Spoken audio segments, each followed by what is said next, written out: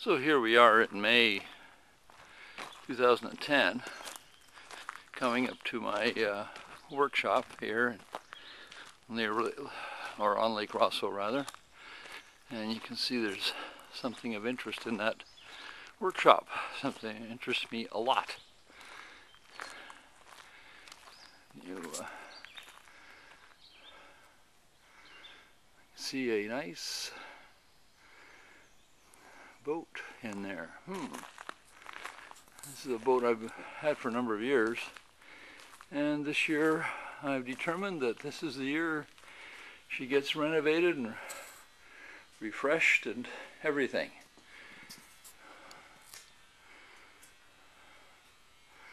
So it's a nice fantail launch. The estimated age, or the year of construction, was 1910 or thereabouts. It's got a lovely stern,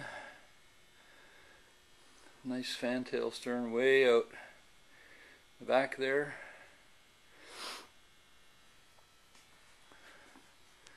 Just coming to look inside here.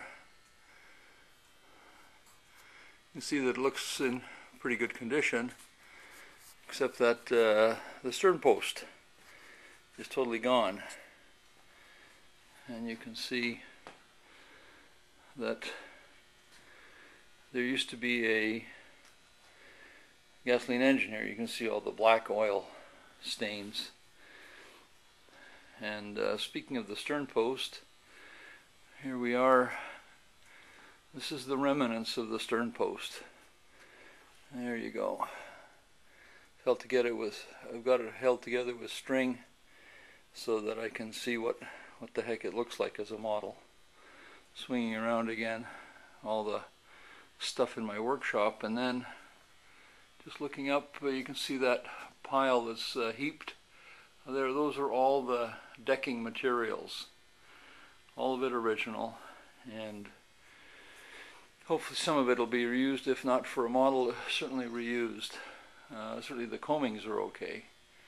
Here it is coming up to the bow, and this whole lifting apparatus that will be used to lift it off this trailer that I had built for it.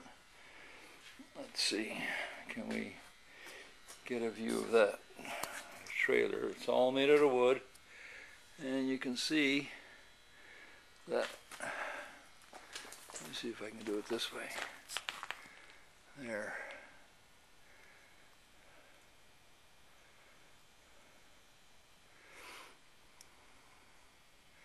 It's going to get a 3 to 5 horsepower inboard engine.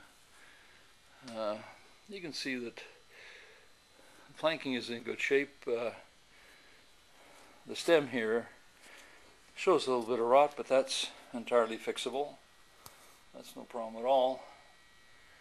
And it's, from what I can determine, cypress wood, which is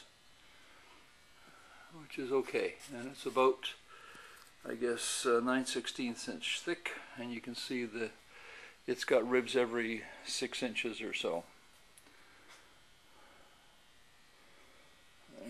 And you can see the inside of the bow. That seems to be in pretty good shape. Just needs some cleaning out. There's one rib right there that's going to have to get sistered, but it's about the only one. The interesting thing here is that the ribs are half ribs, and in fact the thing that holds the two halves of the boat together are the nails. There will be some bulkheads and various other strength members that will be put in to keep the boat together. Anyway, so much for this episode. In the next episode we will be lifting it off the trailer.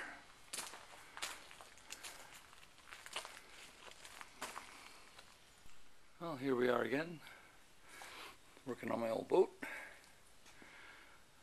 You can see it's managed to get it down to ground level safely without pranging anything.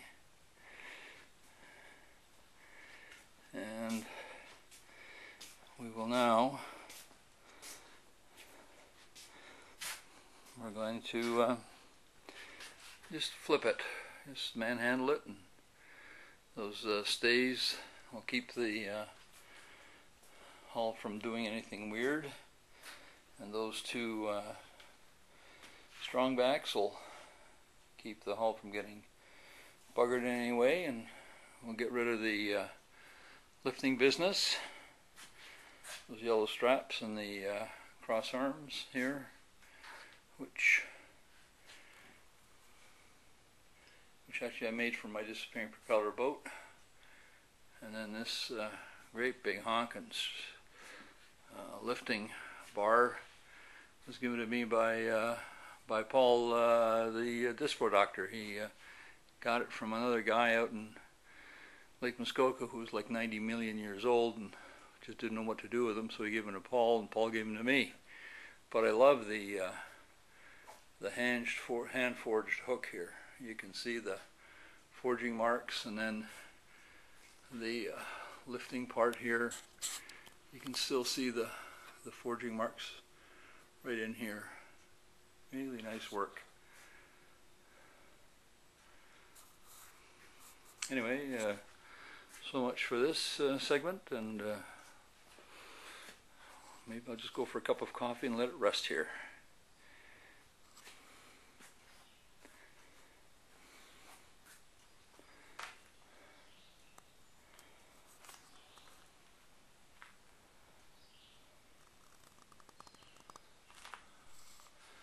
So here we are at the old boat shop again, except now the boat is upside down. She who must be obeyed was invaluable in helping me get her over. And you can see the amount of oil that has seeped into the wood. All those steel screws were put there temporarily. And here you can see the piece, that's the keel. And then this part right in here, which was all rotten, is going to all have to be replaced. We had a view of this from underneath. It shouldn't be too bad. But otherwise, there's a couple of, that's the water intake hole, and that was the hole for the exhaust pipe, I think, or the exhaust. And then here you see we've got a little bit of rot. You can, I guess if you look real carefully, you can see daylight through there, but, and then you can see all this section in here. It's oily.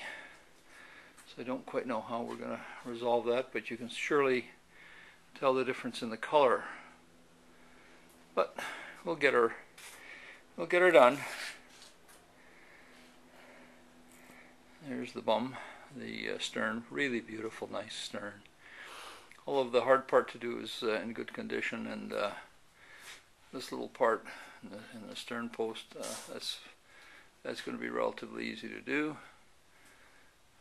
And then a little bit of work here up at the stem.